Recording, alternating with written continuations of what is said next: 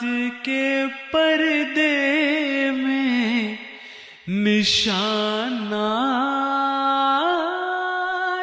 کا مخزن، قرآن کا ہر حرف کرامات کا مخزن۔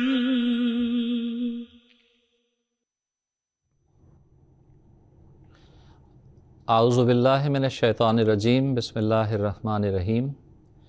قل للمؤمنین یغضوا من ابصارہم ویحفظوا فروجہم ذالک ازکی لہم ان اللہ خبیر بما یصنعون۔ یعنی اے رسول صلی اللہ علیہ وسلم، تو مومنوں سے کہہ دے کہ وہ اپنی آنکھیں نیچی رکھا کریں اور اپنی شرمگاہوں کی حفاظت کیا کریں، یہ ان کے لیے بہت پاکیزگی کا موجب ہوگا، اور جو کچھ وہ کرتے ہیں اللہ اس سے اچھی طرح خبردار ہے۔ یہ سورۃ نور کی آیت جو اللہ تعالیٰ نے مومنوں کو حیا کے حقوق ادا کرنے کے حوالے سے نازل فرمائی ہے یا سمجھایا ہے کہ حیا کہاں سے شروع ہوتی ہے اور کس طرح سے مومنوں کو اپنی حیا کی حفاظت کرنی ہے، یہ ہمارے آج کے اس درس کا موضوع ہے۔ اور اس میں بہت وضاحت کے ساتھ اللہ تعالیٰ نے بتا دیا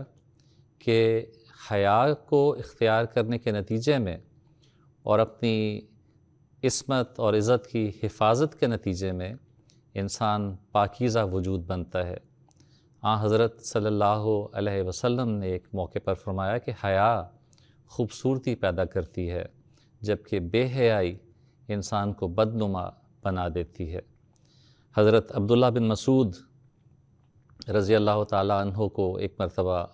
ان کی روایت ہے کہ حضور صلی اللہ علیہ وسلم نے فرمایا کہ اللہ کی حیا کا حق ادا کیا کرو، تو وہ تھوڑا سا حیران بھی ہوئے، اور کیونکہ یہ خیال آتا ہے کہ ہم تو حیا یا با حیا زندگی گزارنے کی کوشش کر رہے ہیں عمومی طور پہ، تو انہیں حیرت بھی ہوئی ہوگی یقینی طور پہ، تو انہوں نے پوچھا کہ حضور ہم تو حیا کرنے کی کوشش کرتے ہیں، تو آپ کی اس سے کیا مراد ہے کہ حیا کا حق ادا کیا کرو؟ حضرت صلی اللہ علیہ وسلم نے فرمایا کہ حیا یہ ہے کہ اپنے سر اور اپنے تمام اعضاء کی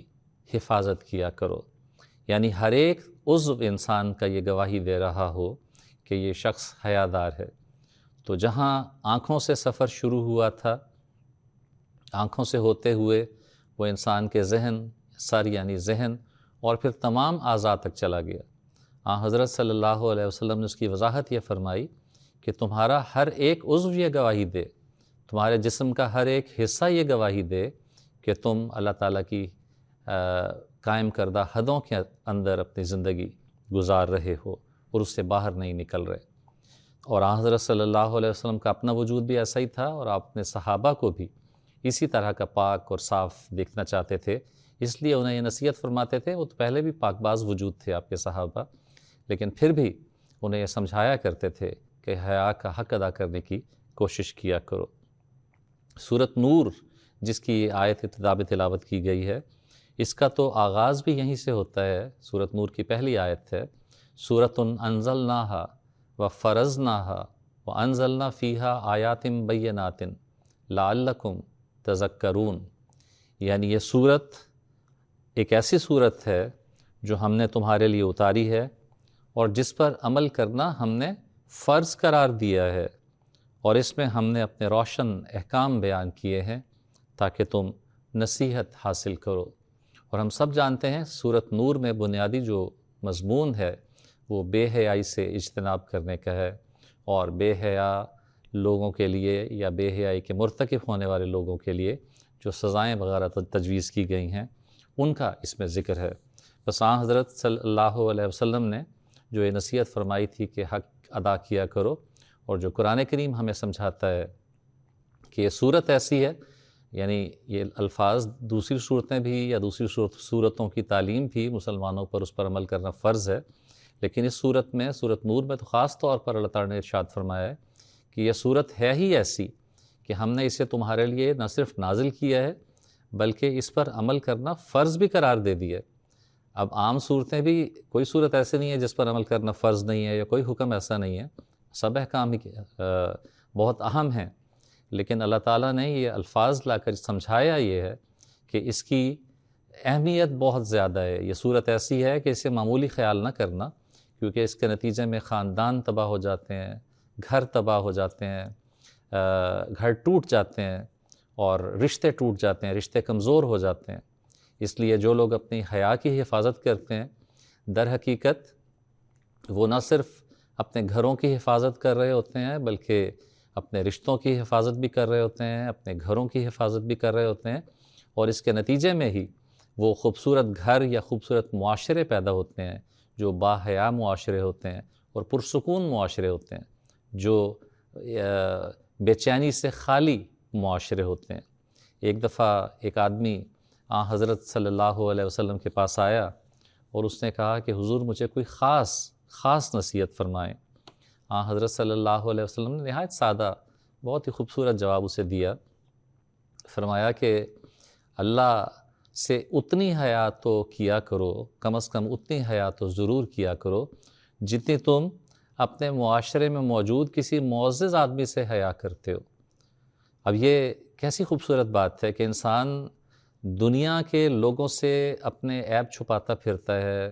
اس کے ذہن میں یہ خیال رہتا ہے کہ میری فلاں برائی لوگوں کو پتہ نہ چل جائے، میرے فلاں پول نہ کھل جائے، فلاں معاملہ لوگوں کے علم میں نہ آ جائے، خاص طور پہ معززین کے علم سے مراد یہ ہے کہ بڑوں کے علم میں نہ آ جائے، اور اپنے دوستوں میں تو شاید بسا اوقات غیر محتاط بھی ہو جاتا ہے، لیکن کسی معزز فرد کے علم میں نہ آ جائے جس کے نتیجے میں مجھ پر کوئی سزا وارد ہو یا مجھے تنبیہ کی جائے۔ تو حضور صلی اللہ علیہ وسلم نے کیسے خوبصورت انداز میں اس کو نصیحت فرمائی کہ کم از کم اللہ سے اتنی حیا ضرور کرو جتنی تم اپنے معاشرے کے کسی معزز فرد سے کرتے ہو۔ نیز فرمایا کہ ہر دین کے بعض اخلاق ہوتے ہیں اور اسلام کا خلق حیا ہے۔ اب یہ بھی بہت بنیادی بات ہے سمجھنے والی کہ مسلمان بے حیا ہو سکتا نہیں ہے، کیونکہ حضرت صلی اللہ علیہ وسلم نے فرما دیا کہ اسلام کا جو امتیاز ہے دیگر مذاہب سے، اسلام کے اخلاق کا جو دیگر مذاہب کے اخلاق سے جو اسے فرق کرنے والی چیز ہے وہ حیا ہے۔ حضرت صلی اللہ علیہ وسلم نے بتایا کہ بچپن میں میرے ساتھ یہ واقعہ پیش آیا، اور آپ نے بڑے ہو کر یہ واقعہ سنایا، اور بچپن میں بھی سنایا ہوگا یقینی طور پہ اپنے بزرگوں کو۔ آپ نے فرمایا کہ بچپن میں زمزم کی، چاہے زمزم یا زمزم کا جو چشمہ ہے اس کی مرمت کا کام چل رہا تھا، اور مکہ کے لوگ اس کی مرمت کے کام میں شامل تھے، قبیلہ پورا شامل تھا، آپ بھی شامل تھے، اور حضور اس بچپن کی حالت میں ظاہر سی بات ہے بچے تھے، تو جو چادر آپ نے باندھی ہوئی تھی پردے کے لیے، جو پتھر اٹھا کر لانے تھے ان کے رگڑ سے بچنے کے لیے، حضور فرماتے ہیں کہ میں نے وہ چادر اپنے کندھے پر رکھ لی اتار کر، اور اس کے اوپر پتھر اٹھا لیا۔ فرماتے ہیں کہ ابھی تھوڑی دیر ہی گزری تھی، یا یہ واقعہ یوں ہے کہ ابھی بات شروع ہی ہوئی تھی اور میں نے وہ پہلا پتھر ہی اٹھایا تھا کہ میں نے مجھ پر ایک غشی کی کیفیت طاری ہو گئی، اور میں نے ایک سفید کپڑوں والے شخص کو دیکھا جس نے آ کر مجھے زور سے تنبیہ کی کہ اپنا سطر ڈھانکو۔ تو یہ حضرت صلی اللہ علیہ وسلم کے بچپن کا واقعہ ہے۔ اس سے حضرت ابن عباس رضی اللہ تعالیٰ عنہ نے یہ بھی استنباط کیا ہے کہ یہ جو حضور صلی اللہ علیہ وسلم کو نصیحت کی گئی اللہ تعالیٰ کی طرف سے فرشتے کے ذریعے سے کہ اپنا سطر ڈھانکو، یہ حضرت صلی اللہ علیہ وسلم کا گویا پہلا الہام بھی ہے، اور یقینی طور پہ پہلا الہام ہے۔ پہلی مرتبہ آپ کو اللہ تعالیٰ کی طرف سے جو حکم دیا گیا وہ یہ تھا کہ اپنا سطر ڈھانکو، اور یہ بھی حیا کا حصہ ہے کہ انسان اپنے سطر کی حفاظت کرے۔ حضرت صلی اللہ علیہ وسلم نے سمجھانے کے لیے فرمایا کہ جب انسان حیا سے دور ہو جاتا ہے، حیا کو چھوڑ دیتا ہے، تو پھر دین اور اخلاق سب ضائع ہو جاتے ہیں۔ جب انسان شرم اور حیا کو بالائے طاق رکھ دیتا ہے، پھر وہ جو چاہے کرے، اسے کسی بات کا کوئی فرق نہیں پڑتا۔ صحابہ بتاتے ہیں کہ حضرت صلی اللہ علیہ وسلم تو اس قدر حیادار تھے کہ آپ کنواری لڑکیوں سے بھی زیادہ باحیا تھے، یوں معلوم ہوتا تھا جیسے بچیاں یا کنواری بچیاں جو ہوتی ہیں، لڑکیاں جو ہوتی ہیں، جس طرح وہ شرماتی ہیں، اس طرح آپ شرمایا کرتے تھے یا حیا کا اظہار کیا کرتے تھے. اور کوئی بھی ایسی بات جو حیا کے خلاف ہو، اگر وہ آپ کے سامنے ہوتی تھی تو ناگواری کے اثرات آپ کے چہرے پر نمایاں ہو جایا کرتے تھے، اور محسوس ہو جاتا تھا دیکھنے والے کوئی بغیر کچھ کہے محسوس ہو جاتا تھا کہ ہاں حضرت صلی اللہ علیہ وسلم نے اس بات کو پسند نہیں کیا. آپ کے چہرے کے تغیر سے ہی صحابہ سمجھ جایا کرتے تھے کہ آپ کو یہ بات پسند نہیں آئی. حدیث میں آتا ہے کہ ایک شخص بازار میں اپنے چھوٹے بھائی کو ڈانٹ رہا تھا اور اس سے کہہ رہا تھا کہ تم بہت شرمیلے ہو، شرم کی وجہ سے تم کاروبار صحیح طرح سے نہیں کرتے، تو اتنا شرمایا نہ کرو کیونکہ اس کی وجہ سے کاروبار کو نقصان ہوتا ہے. حضرت صلی اللہ علیہ وسلم نے اس شخص کو فرمایا کہ حیا سے اسے مت منع کرو، حیا سے نہ روکو. شرم و حیا تو ایمان کا حصہ اور ایمان کی نشانی ہے، تو گویا ایک مومن کے لیے تو لازمی ہے کہ وہ با حیا ہو، اور اگر اس کی وجہ سے اس کو کوئی نقصان پہنچتا بھی ہے تو اللہ تعالیٰ نے اس کا ذمہ لیا ہوا ہے کہ اس کے اس نقصان کو پورا کر دے گا. حضرت صلی اللہ علیہ وسلم کا طریق یہ تھا اپنا کہ جب قضائے حاجت کے لیے بھی باہر تشریف لے جاتے تھے تو بالکل آنکھوں سے اوجھل ہونے کے بعد اپنا کپڑا اٹھایا کرتے تھے تاکہ وہ حیا کا پہلو ہمیشہ پیش نظر رہے.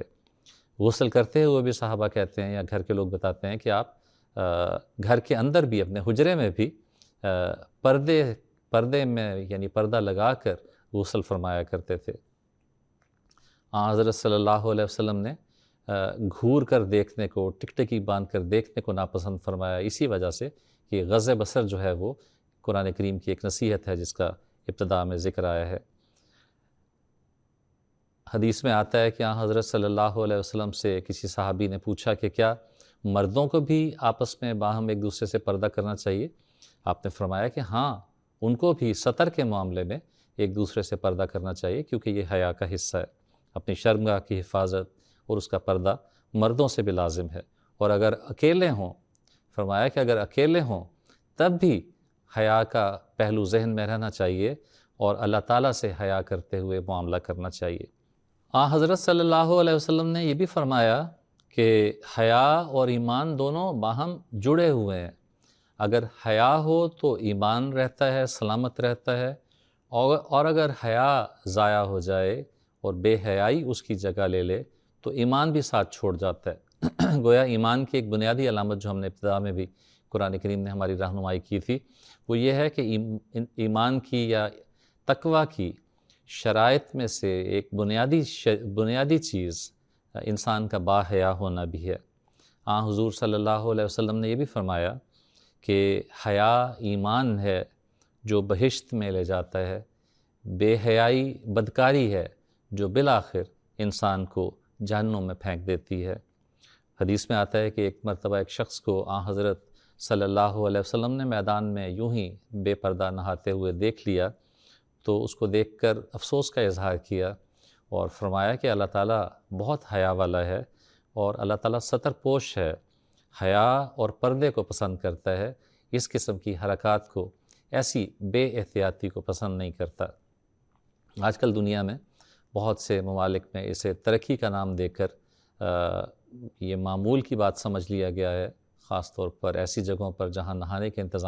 کا انتظام ہوتا ہے کہ گویا اگر سطر کا پورا انتظام نہ بھی کیا جائے تو کوئی فرق نہیں پڑتا، لیکن فرق پڑتا ہے کیونکہ اس کے نتیجے میں انسان کے اخلاق ضائع ہو جاتے ہیں، انسان کا ایمان ضائع ہو جاتا ہے. اور یہ جو فرمایا ہے قرآن کریم نے سورۃ بنی اسرائیل میں کہ لا تقربوا الزنا، وہ الفاظ ہمیں یہ بتاتے ہیں کہ انسان کبھی بھی براہ راست ان چیزوں میں ملوث ہونے کا امکان بہت کم ہوتا ہے. عام طور پر اس قسم کے مقدمات کے ذریعے سے ہی جو انسان بے احتیاطیاں کرتا ہے، ان بے احتیاطیوں کے وجہ سے، ان مقدمات کی وجہ سے ہی در حقیقت وہ زنا جیسی بدترین شکل تک پہنچ جاتا ہے، بدترین معاملے تک پہنچ جاتا ہے. اس لیے جو حیا ہے وہ انسان کے اس اعتبار سے حفاظت کرتی ہے، اس کے وجود کی حفاظت کرتی ہے، اس کے ایمان کی حفاظت کرتی ہے، اس کے تقویٰ کی حفاظت کرتی ہے، جبکہ بے حیائی ان فسق و فجور کو کھولتی چلی جاتی ہے.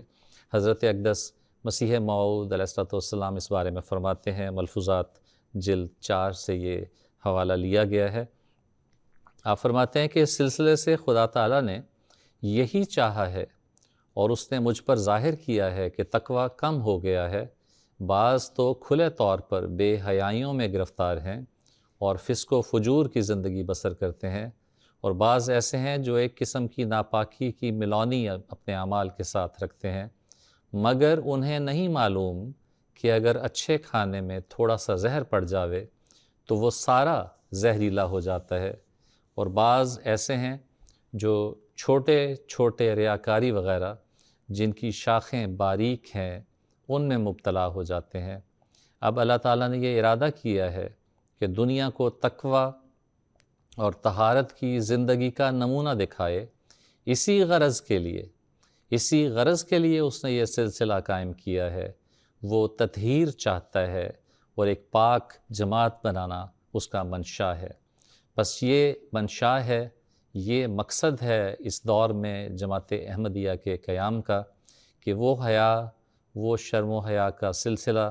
جو قرآن کریم نے مسلمانوں کو، یا وہ اخلاق جو قرآن کریم نے مسلمانوں کو شرم و حیا کے حوالے سے سکھائے تھے اور جنہیں ان پر فرض کیا تھا اور جنہیں مسلمان بھی بھول گئے، دنیا بھی بھول گئی، دوبارہ سے ان اخلاق کو زندہ کرنا آج حضرت مسیح موعود علیہ السلام اور آپ کے پاک خلفاء کا مشن ہے۔ آپ کے ذریعے سے تطہیر کا یہ کام جاری ہے، آپ کے خلفاء کے ذریعے سے تطہیر کا یہ کام جاری ہے۔ اللہ تعالیٰ ہم سب کو یہ توفیق عطا فرمائے کہ ہم ان نصائح پر عمل کرنے والے ہوں، تاکہ اللہ تعالیٰ ہمیں ان لوگوں میں شامل فرمائے جو ایمان کی حلاوت کو محسوس کرنے والے لوگ ہوتے ہیں۔ اللہ تعالیٰ اس کی توفیق عطا فرمائے۔ وآخر دعوانا ان الحمد للہ رب العالمین۔